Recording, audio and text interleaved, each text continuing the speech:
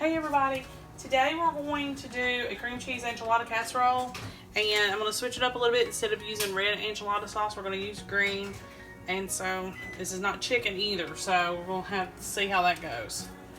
I overcooked my beef just a little bit, but I'm hoping that even with that I can still mix it all together. It's still going to be just fine. Just don't do what I did and overcook it. Alright, so it's a pound of ground beef, cooked, drained, and make sure that your oven is preheated to 350 because you're going to have to use your oven after this. So add 2 cups of enchilada sauce, a can of corn, and I drained it, and a can of Rotel. Okay, so I've got that on a low simmer, so we're going to simmer that for just a second. And meanwhile, while we're doing that, we're going to shift over here and we're going to butter our tortillas, but you're not going to use butter. So follow me over here to the other side of the kitchen. Okay, so next step, we're going to take a brick of cream cheese, put it in your microwave, and soften it. Now, I don't know why the recipe called for that. It didn't even say to soften it, but you're going to have to spread it on your tortillas. It didn't make a lot of sense to me. So I went ahead and softened it. I don't know why you can't use whipped. That may be something that you just need to try to see. I wasn't willing to waste my whipped cream cheese on it to see. So I just followed the recipe, softened it a little bit in the microwave, and the next step is you take about an ounce and spread it on the inside of your tortillas. Like this. Okay. And then you're going to fold them in half. And you're going to need 8-inch flour tortillas. Let me get my pan over here. You take these and you put them in the bottom of the pan. Just like that.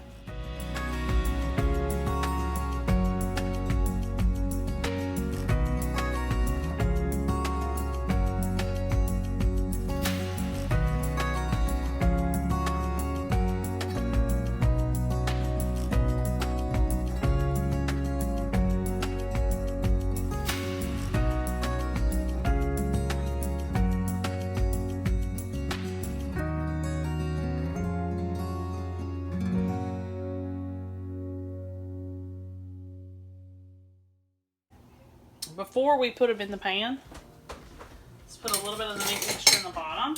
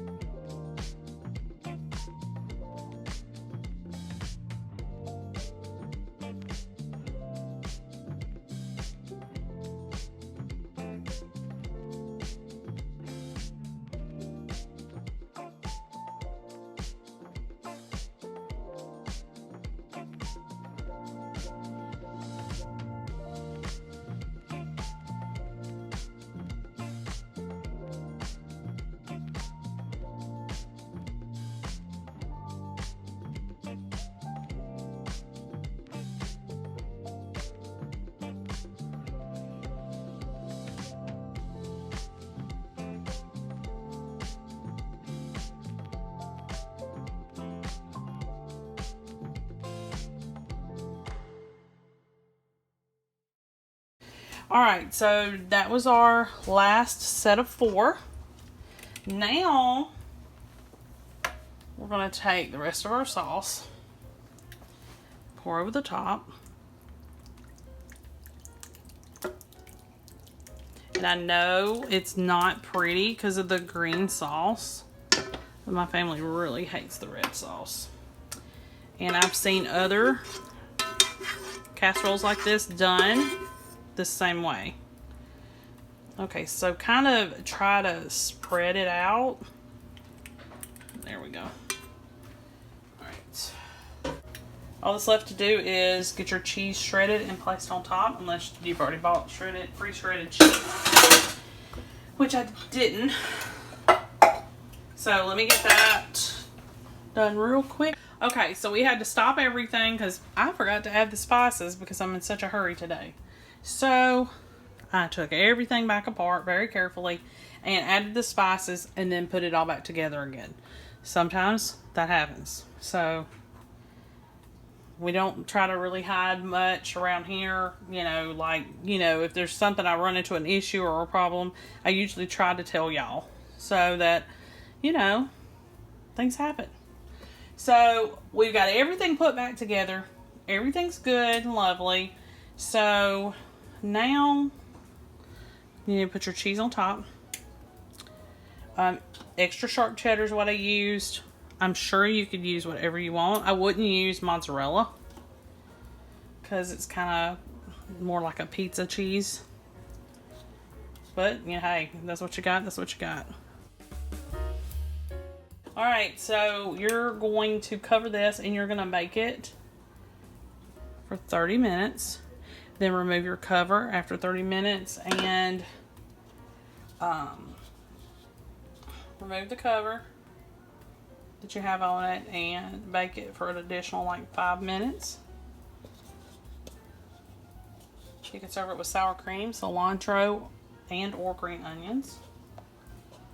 And I will show you what it looks like when it comes out. Okay, so the enchilada casserole is out of the oven now. I let it rest for about 10 or 15 minutes. It seems like it did pretty good, even though I had a bunch of hiccups along the way.